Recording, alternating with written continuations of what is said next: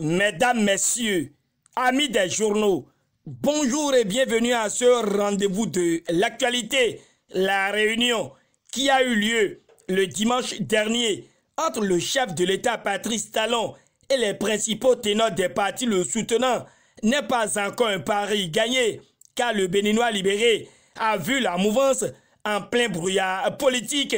C'est le Bénin qui est à l'épreuve de la réforme du système partisan, titre l'opinion aujourd'hui, avant de signaler que la mouvance joue sa survie et sa sincérité avec Talon. Mais l'auteur de l'article expose que le vœu du président Patrice Talon de sortir le Bénin d'un multipartisme semble voué à l'échec du fait de l'art des compromissions dont font montre ses principaux acteurs.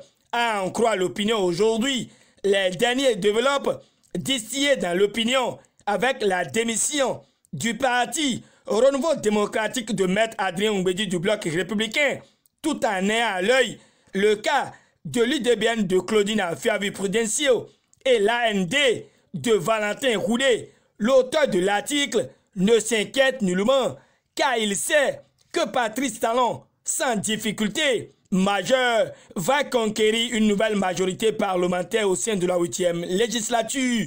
Or, selon Matin Libre, des jours sombres sont en vue pour le groupe parlementaire PRD. Sans détail, le confrère veut connaître celui qui sera finalement pour Oumbédi, avec l'aspect qu'offrent déjà les législatives de 2019. Le parti doit travailler à bras le corps, sinon le matinal trouve qu'avec le départ du ministre Donald Jean-Claude Roussou et de Mathurin Déjacus, une rude bataille sera livrée dans la 19e circonscription électorale.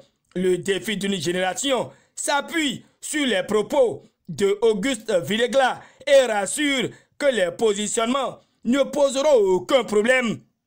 Toujours au sujet des tractations pour les prochaines joutes électorales, le nouvel observateur se demande si l'Union sociale libérale est la hantise du PRD. Sans donner une réponse à ce questionnement, Dynamisme Info apprécie l'initiative du retrait du PRD du Bloc républicain et cherche pour sa part à comprendre si c'est un prétexte pour reprendre une liberté volontairement concédée d'un camp à un autre, et le Béninois libéré a fait le constat d'une division dans l'opposition. En manchette, le journal de Aboubacar Takou rend public que le wagon FCBE se détache du train.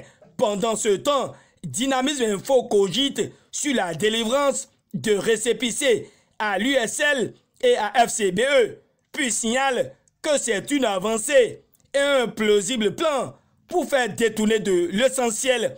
La mise en place d'un bloc unique devrait être la préoccupation majeure de l'opposition, martèle le journal de Parfait Boko. L'essentiel dans ce point de presse, c'est aussi l'adhésion du MRR et du MAR au bloc dynamique. Suivant l'informateur, Frédéric Béanzin et Léopold Benou viennent renfort à la mouvance. Et nous continuons avec les informations inhérentes au climat des affaires au Bénin.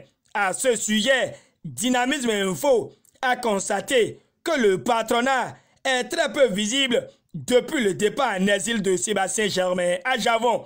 Le journal fait remarquer que ce secteur, qui était très actif avant l'avènement du régime en place, est devenu dormant. L'auteur de l'article révèle que l'on n'entend presque que plus parler du patronat, ne serait-ce même à travers des activités comme séminaires ou ateliers pour porter la voix des chefs d'entreprise.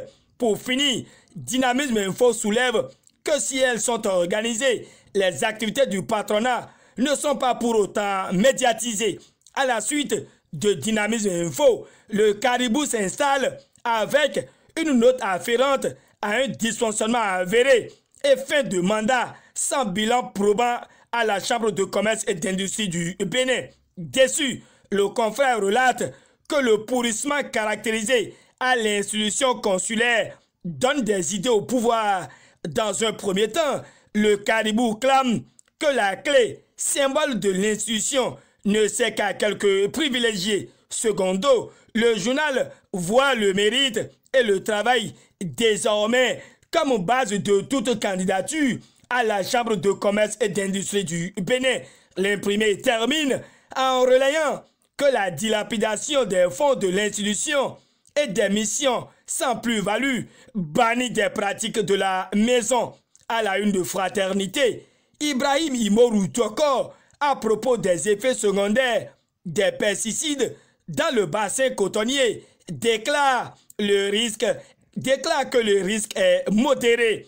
Mais Françoise Sossou Holonou, à propos de la détérioration du climat sociopolitique, lance un appel à l'aide pour sauver la démocratie. C'est sur cette information de l'Afrique en marche que Gutenberg Sou va devoir prendre congé de vous en attendant de vous revoir demain. Bonne journée.